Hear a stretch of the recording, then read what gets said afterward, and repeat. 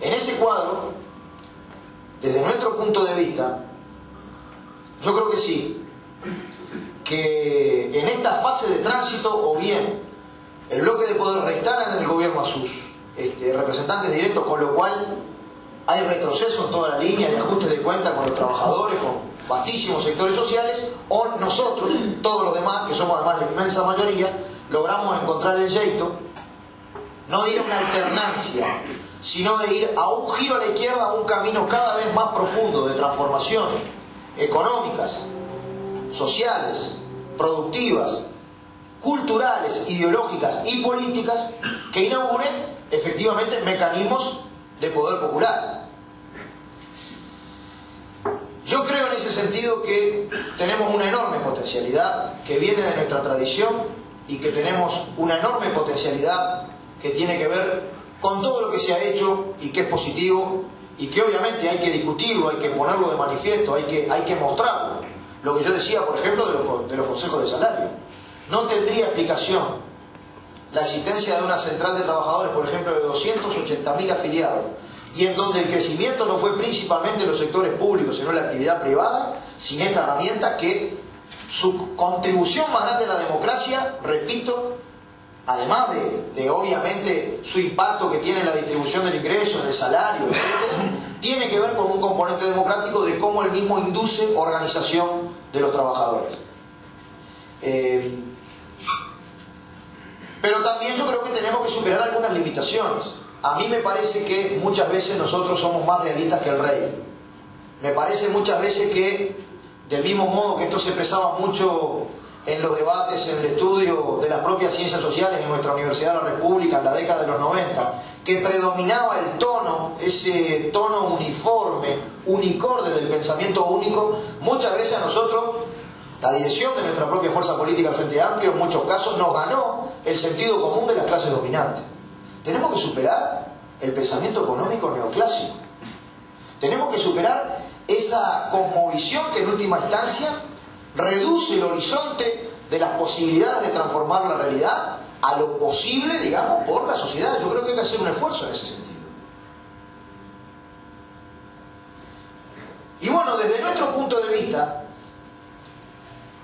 los ejes de la campaña son la defensa de los mayores componentes democráticos de lo que se ha hecho, pero abiertamente decir que nosotros vamos a amar. De que efectivamente tenemos en el cuadro de una América Latina que tiene un componente común, una constante estructural en su formación económico-social, que somos todos países dependientes, que efectivamente en función de eso las élites dominantes de nuestros países se trenzan con el mercado mundial, con los sectores hegemónicos del capitalismo internacional, reproducen su status quo y sus condiciones y condenan a la inmensa mayoría de nuestros pueblos a la marginación, al hambre, a la dependencia. Nosotros tenemos una crisis de base productiva. El Producto Bruto Interno de nuestro país ha crecido mucho,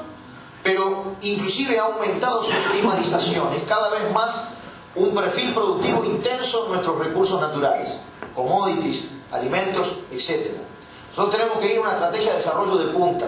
a la industrialización de ciclo completo en cada cadena productiva, en cada red productiva, en cada rama de actividad. Tenemos que ir a una forma especial, digamos, de incorporación de conocimiento y creación propia de tecnología en cada uno de los sectores. Tenemos que cambiar nuestro perfil productivo, porque es así donde se define gran parte de nuestro perfil de distribución del ingreso, y es así en donde gran parte se define el perfil, digamos, de un camino de profundización de la democracia, con el cual esto no es posible, sin el cual esto no es posible. En ese cuadro nosotros estamos convencidos de que una de las constantes de lo que ha sucedido en estos años es una muy escasa propensión a invertir de nuestra burguesía criolla. Podemos decir que es muy patronal, muy rentista, muy de corto plazo, pero no tiene una visión de futuro. Estamos convencidos que los flujos internacionales de inversión extranjera directa no necesariamente tienen que, digamos, estar ubicados en una estrategia de desarrollo que abarque a nuestros problemas. Nuestra crisis es de base productiva, pero termina reflejándose hasta en nuestra propia crisis demográfica. Pensando Uruguay en 25 o 30 años hacia adelante, nosotros tenemos este problema. Inclusive nuestro éxito en reforma de la seguridad social, con eliminación de las AFAP en un esquema como el que plantea nuestra central, está cuestionado por el hecho de que en algún momento, si seguimos en estos ritmos, va a haber más jubilados que trabajadores activos. Entonces, desde nuestro punto de vista, para poner un ejemplo de la gravedad de los problemas que tenemos entre manos, hasta la crisis de base productiva que tiene nuestro país se termina de reflejar en el comportamiento demográfico de nuestro país, en el cual, si bien nacen más niños de la gente que fallece, luego la emigración termina siendo de que siempre seamos 3 millones, cuando acá podíamos vivir, como dice la barra, bigote para arriba, más de 10 millones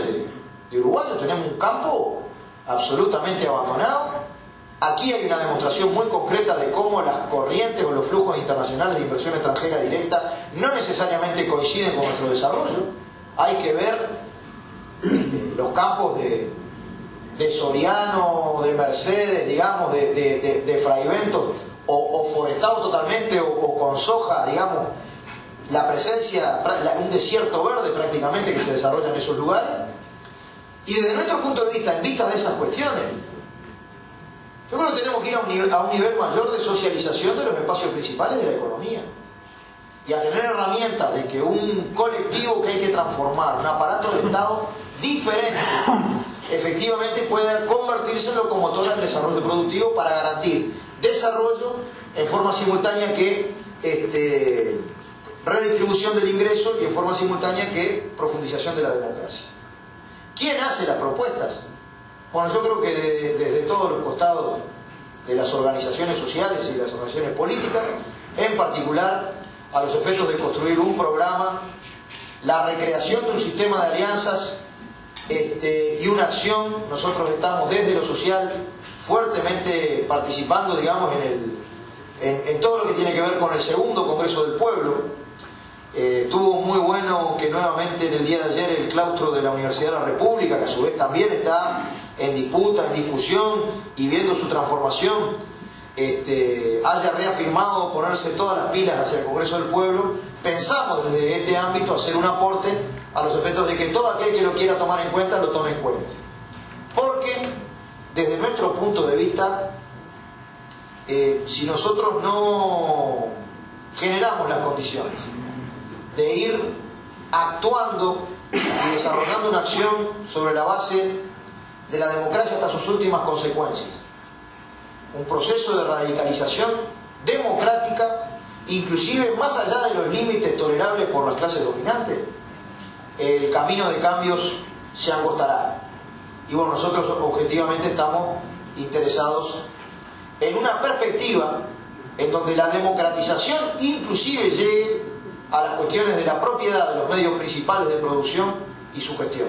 Porque seguimos pensando que nuestras propuestas puntuales en el camino del desarrollo productivo, social y democrático hacen parte, en definitiva, de una apuesta para que todo nuestro continente sigamos apostando a una sociedad sin explotadores ni explotadores.